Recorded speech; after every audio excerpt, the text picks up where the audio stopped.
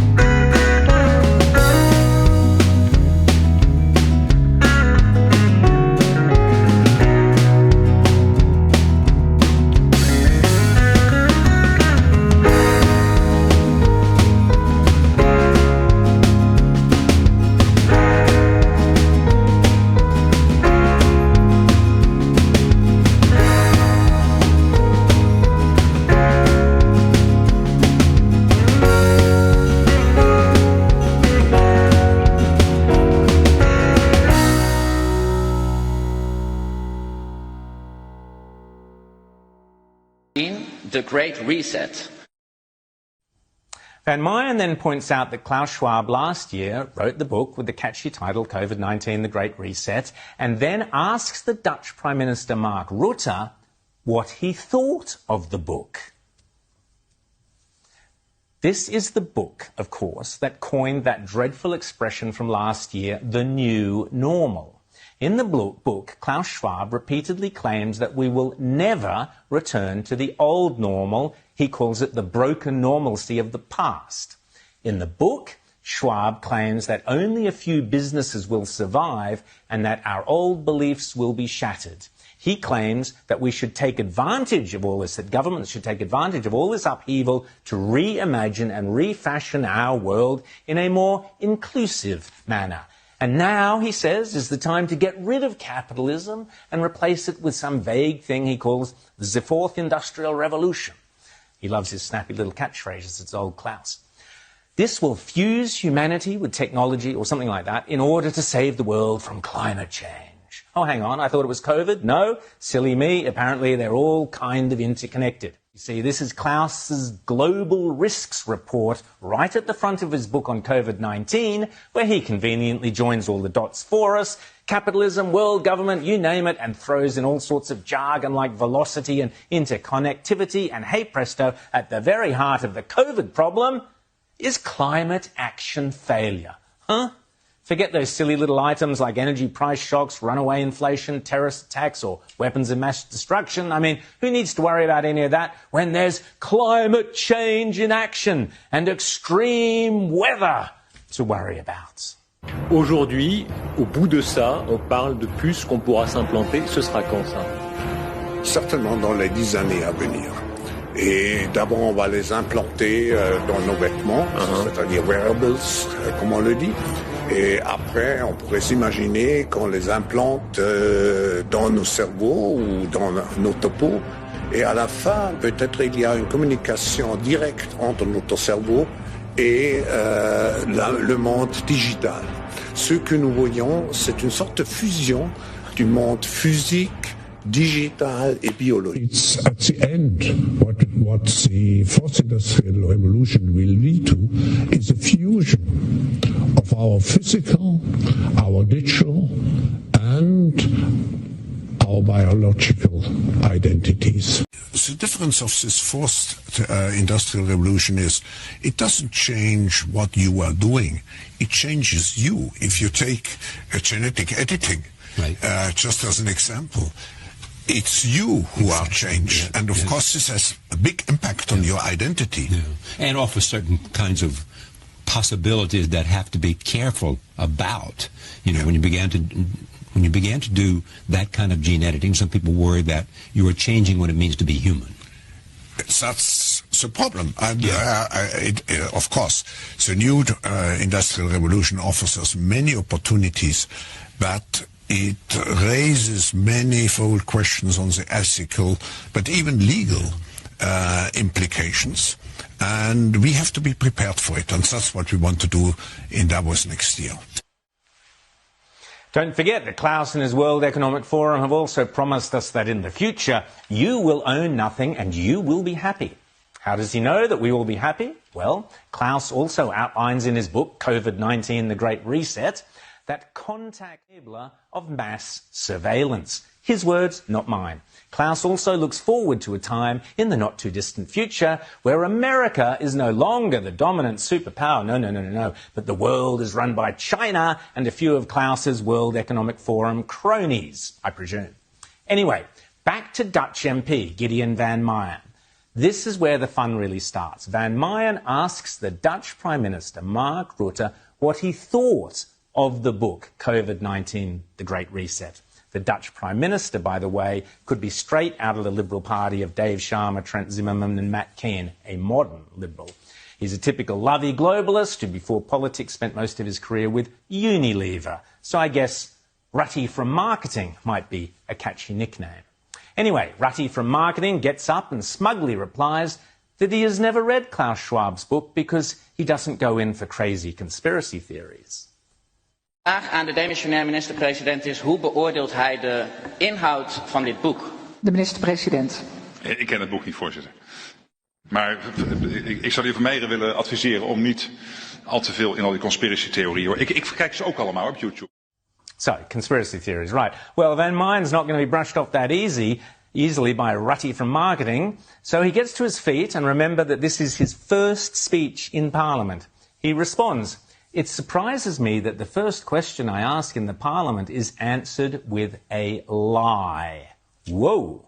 Van Meyen, his hand shaking a little with nerves, then holds up a letter from the Dutch Prime Minister to Klaus Schwab, in which the Dutch Prime Minister, Mark Rutte, thanks Klaus Schwab for sending him the book and says how great it is. Gotcha. Dank u wel, maar het verbaast mij dat die eerste vraag direct wordt beantwoord met een leugen. Ik heb namelijk een brief in mijn hand, die dateert van 26 november 2020. En dat is een brief van de heer Rutte aan de heer Klaus Schwab, waarin hij de heer Schwab bedankt voor het toezenden van zijn boek. En dit noemt een hoopvolle analyse voor een betere toekomst. And in fact, here is that letter from the Dutch Prime Minister to Klaus Schwab in person, and it gushes about the book and says it provides a hope for a better future. And the Dutch Prime Minister Rutte even claims that the book has, wait for it, inspired him, Mark Rutte, to build back better. Now, where have we heard that before? Why, from every globalist, lefty, climate change cultist under the sun. This pandemic has provided an opportunity for a reset.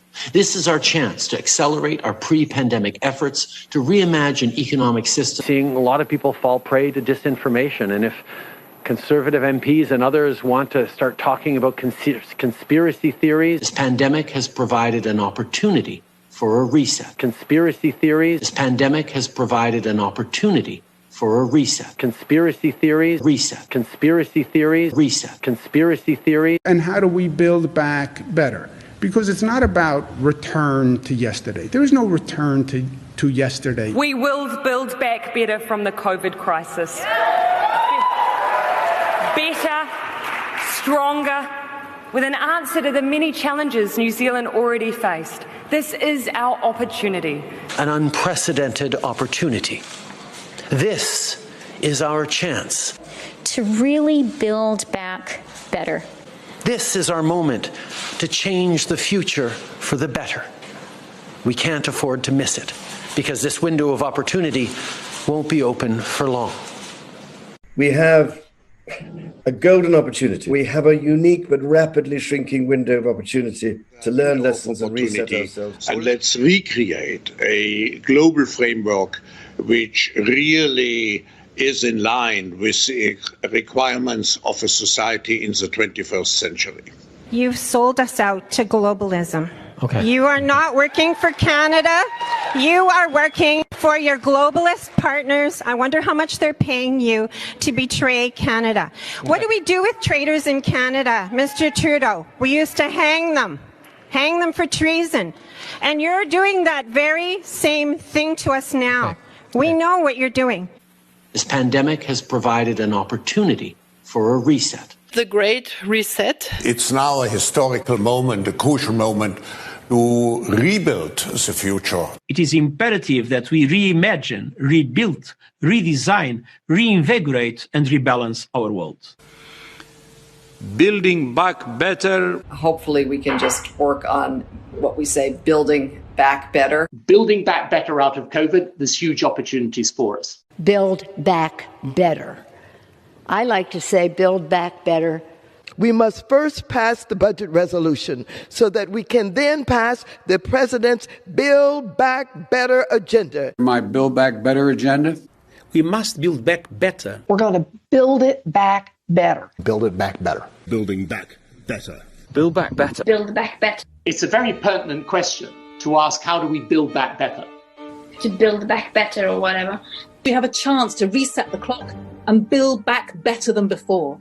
To build back better than before. Remember the terrible damage of COVID as we try to build back from this global pandemic. Joe Biden calls it build back better. Build back better. Building back better. To do things differently. To build back better. We're going to build it back better. And build it back better. My plan to build back better. Start taking all the problems that have been created in education and mental health and start to build back in a positive way. I have launched a booklet called Build Back Better, Britain After Coronavirus. It's about building this country back better. Growing conspiracy following it. It is called the Great Reset. An unprecedented opportunity to rethink and reset the ways in which we live. The great opportunity for reset. The theory even calls Mr. Biden's campaign slogan, Build Back Better, a front for the conspiracy. Build back better. Building back better our economy. Build back better. All elements of the Great Reset are fundamental to building the future we need. This pandemic has provided an opportunity for a reset. It's a big effort to, some would say, to build back better. We would say to really have a great reset. Conspiracy. Today is the first full day of the New World Order. Outdoor gatherings are limited to 2 people. Exercise is allowed, but no further than a 10-kilometre radius from your home. Browsing in shops is not permitted. Only 1 person per household may leave to do essential shopping. And from tomorrow, funerals are limited to 10 people. This is a world pandemic. It's a 1 in 100-year event. So you can expect that we will have transmission from time to time, and that's just the way it is. We've got to accept that this is the new world order. We've got to accept that this is the new world order. This is the new world order. This is the new world order. Today is the first full day of the New World Order. The New World Order. The New World Order. I want to be straight with you. There will be no return to the old normal for the foreseeable future. I repeat, there will be no return to the old normal for the foreseeable future. So people assume we are just going back to the good old world which we had, and everything will be normal again in how we are used to normal, in the old fashion. This is, let's say, fiction. It will not happen. A vaccine on its own will not end the pandemic. Surveillance will need to continue. People will still need to be tested, isolated, and cared for. Contacts will still need to be traced and quarantined. Communities will still need to be engaged.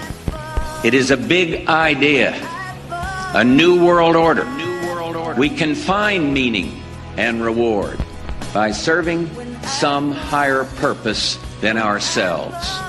A shining purpose, the illumination of 1,000 points of light. It's no longer a theory. What I'm about to say is fact. The secret organizations of the world power elite are no longer secret.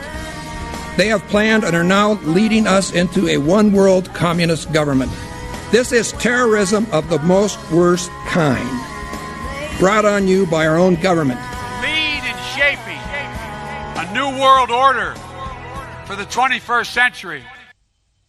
There you have it. Not me saying it, it's them, repeatedly. So it's safe to say that Dutch Prime Minister Mark Rutte from Marketing knew exactly what he was saying when he wrote in his letter to Schwab about his personal obligation to build back better. But instead of coming clean, the Dutch Prime Minister, Rutte, looks incredibly shifty and laughably says I haven't actually read the book. I was just being polite. I just wrote a nice note to Klaus Schwab so as not to hurt his feelings. Watch the smarmy little wink at the end as well. Het eerlijke antwoord is dat dat een nette brief is. Waarin je helaas niet alle boeken die je toegestuurd krijgt van kaft tot kaft kunt lezen, maar wel degene die je toestuurt een vriendelijke brief wil terugsturen. So, nothing to see here, wink wink, it was just a friendly letter to the author Klaus Schwab, because of course Mark Rutte had never even bothered to read the book. The book that is basically a roadmap to dismantling our democratic freedoms, dismantling capitalism, and replacing them with a climate-obsessed, corporatist version of mass surveillance and fascism. Again, Van Mayen isn't having a bar of it, and hilariously he retorts, so the Prime Minister is saying he didn't lie to me, but he did lie to Mr. Schwab. De heer Rutte dus eigenlijk dat hij niet heeft gelogen tegen mij, maar tegen de heer Klaus Schwab. Double gotcha. There you go. But on a serious note, what a perfect metaphor. Just like every other spineless centre-right modern liberal, you know who you are? Mark Rutte panders to the global elites and then pretends he has no idea what they are signing us up to.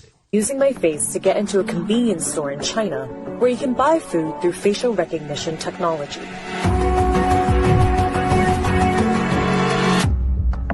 Using your face to buy food is already a reality. Here's one system that KFC and Chinese search engine giants Baidu implemented in China. Stressed out, John Anderton. Escape from it all, Harrison. Get away, John Anderton. Forget your troubles. What's still John Anderton?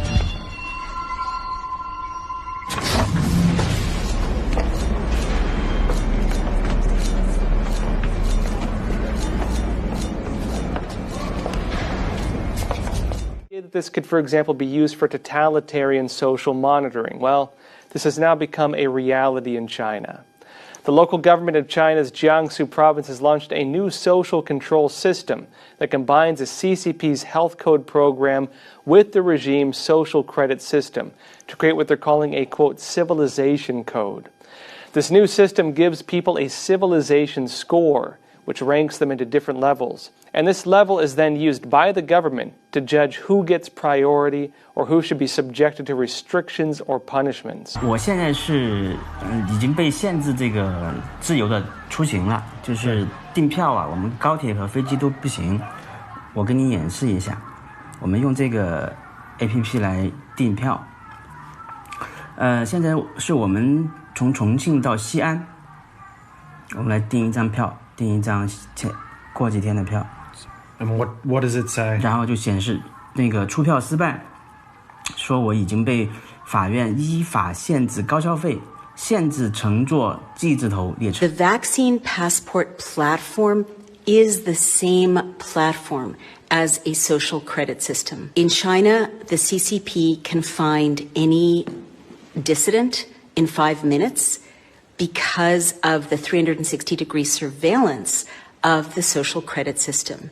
And it means that when you act like a good citizen, you get a boost, and when you act like a bad citizen, opportunities get closed to you. Maybe your child doesn't get into college or get into prep school. Maybe, you don't get that job, you don't get that promotion. The vaccine passport that is being proposed in the rest of the West is the same platform. This is the most dangerous tool that humanity has faced in my lifetime, if not ever, in terms of human liberty. That's reserved for members of our Prime Flight program. You got to be a 4.2 or over to qualify. Oh, I'm a 4.2. I'm afraid you're actually a 4.183. The Great Reset was unveiled at the World Economic Forum in Davos, Switzerland, where many of the world's most powerful people go to offer solutions to the world's problems. They have said that the coronavirus pandemic is a historic opportunity to change the way the world operates. The COVID-19 pandemic is their opportunity to change everything. But what is the Great Reset? Well, here's a blatant propaganda video from the World Economic Forum promoting the Great Reset while addressing the conspiracy theories surrounding it. The result is a bizarre Orwellian video that announces the death of capitalism as we know it. They created a problem, they now want to bring their long-planned solution. They have failed small and medium businesses throughout lockdowns, but their multi-billion-dollar businesses continue to thrive. The pandemic has radically changed the world as we know it, and the actions we take today as we work to recover will define our generation. Now is the time to think what history would say about this crisis. 2020 has been challenging on a lot of levels, as economic, environmental and societal frailties have been laid bare. But it's also proved that when we need to, we can act rapidly and restructure our lives. Recovery from the pandemic is an opportunity. We can see rays of hope in the form of a vaccine, but there is no vaccine for the planet. Nature needs a bailout. You don't want to go back to the status quo that you had before simply because it was the status quo that got us here. With everything falling apart, we can reshape the world in ways we couldn't before. Ways that better address so many of the challenges we face. And that's why so many are calling for a great reset. A great reset? That sounds more like buzzword bingo masking some nefarious plan for world domination. Hands up, this kind of slogan hasn't gone down well. But all we really want to say is that we all have an opportunity to build a better world. And it's not surprising that people who've been disenfranchised by a broken system and pushed even further by the pandemic will suspect global leaders of conspiracy. But the world's not that simple. Every one of us has differing priorities, values, and ideas. That's part of why solutions are so hard to come by, and why we all need to be involved in the decision-making. Because whether it's politicians, CEOs, academics, activists, or you, we're all about getting people together, even those you may not like, to sit down at the table and develop solutions that work for all of us. So the video acknowledges that the Great Reset sounds like a massive conspiracy to use COVID-19 to usher in global socialism. Then, instead of quelling these concerns, the video basically confirms them.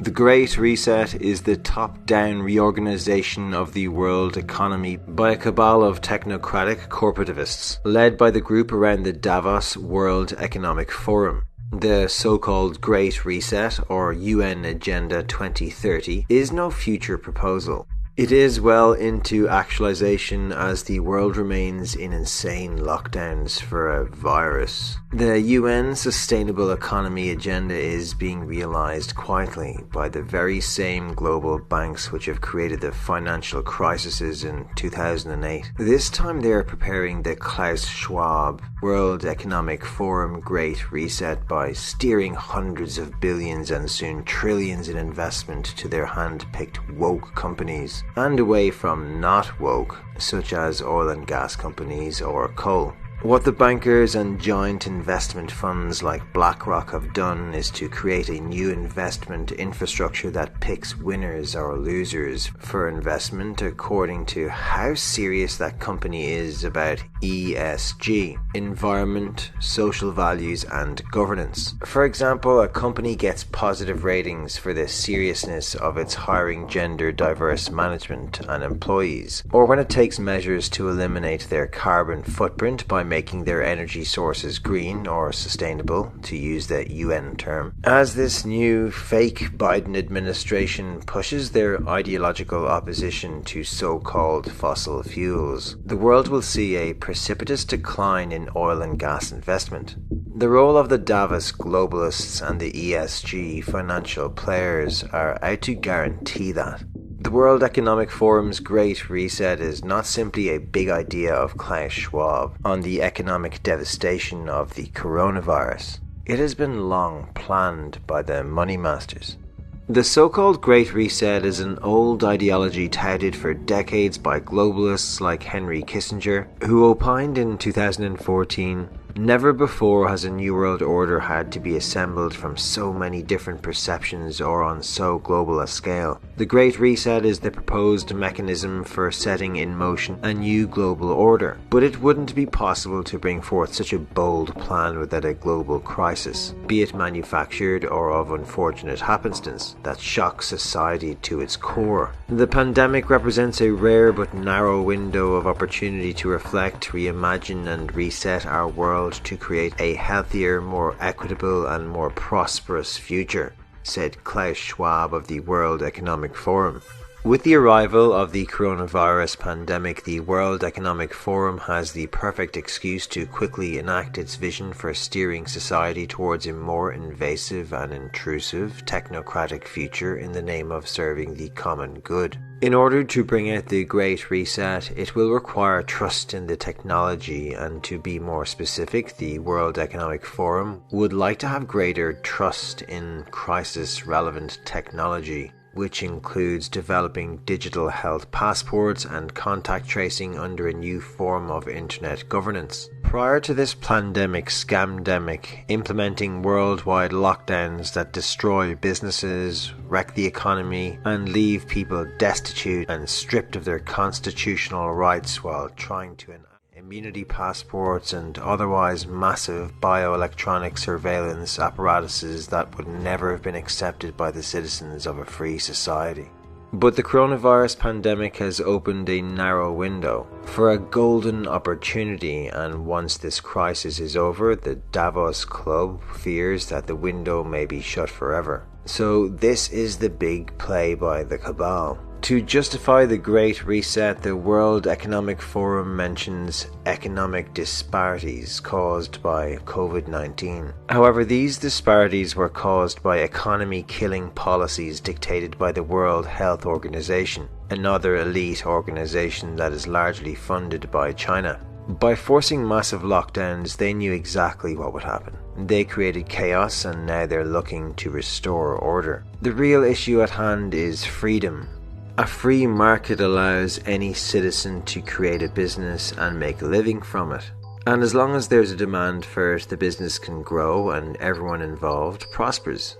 Free enterprise is a vector of freedom and allows those who succeed to live a comfortable life, no matter their social or political allegiances. It's all about the numbers. What you put in, you get out. The Great Reset is looking to break this vector of freedom by introducing social and political components to the free market. If you do not comply, you do not succeed. It should be known that at nearly its inception, the World Economic Forum had aligned itself with the Club of Rome. The Club of Rome is a think tank with an elite membership founded in 1968 to address the problems of mankind. The Club of Rome is a conspiratorial umbrella organization promoting the one world government, a marriage between Anglo-American financiers and the old black secret nobility families of Europe, particularly the so-called nobility of London, Venice and Genoa. The key to the successful control of the world is their ability to create and manage savage economic recessions and eventual depressions. The Committee of 300, the richest families in the world, looks to social convulsions on a global scale,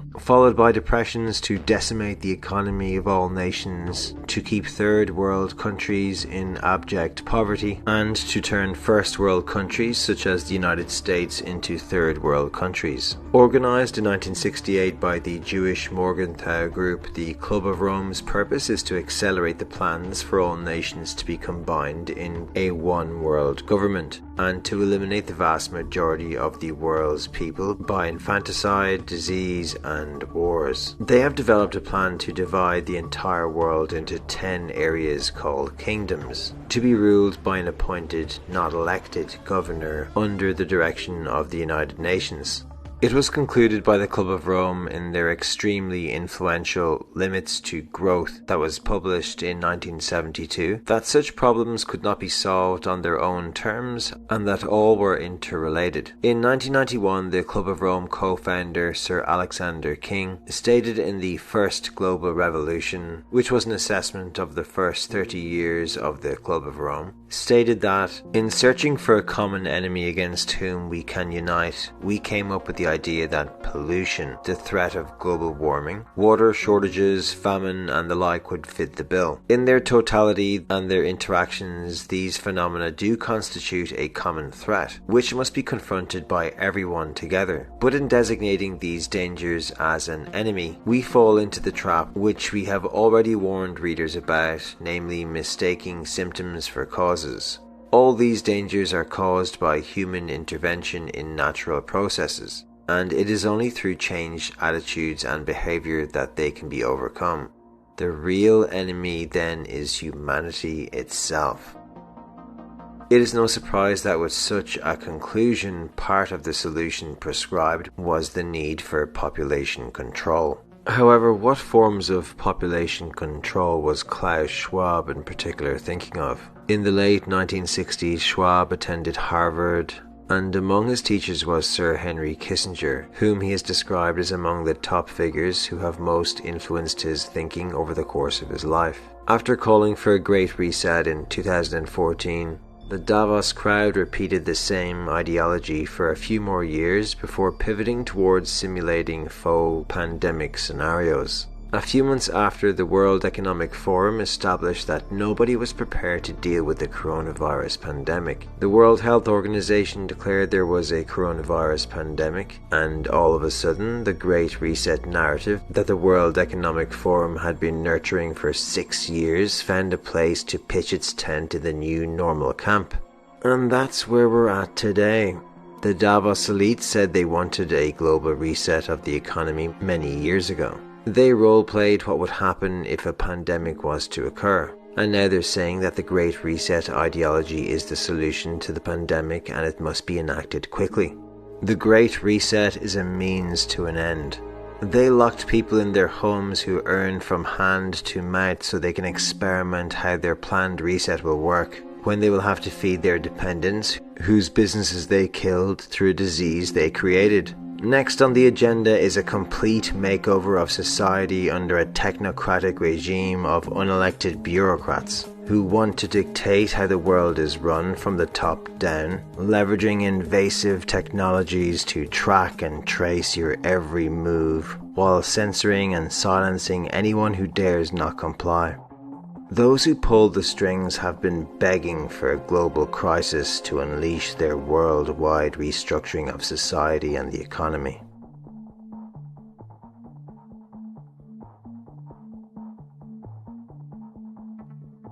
So we'll have to prepare for the next one. That, I'd say is will get attention this time. Mm-hmm. We will make America great again.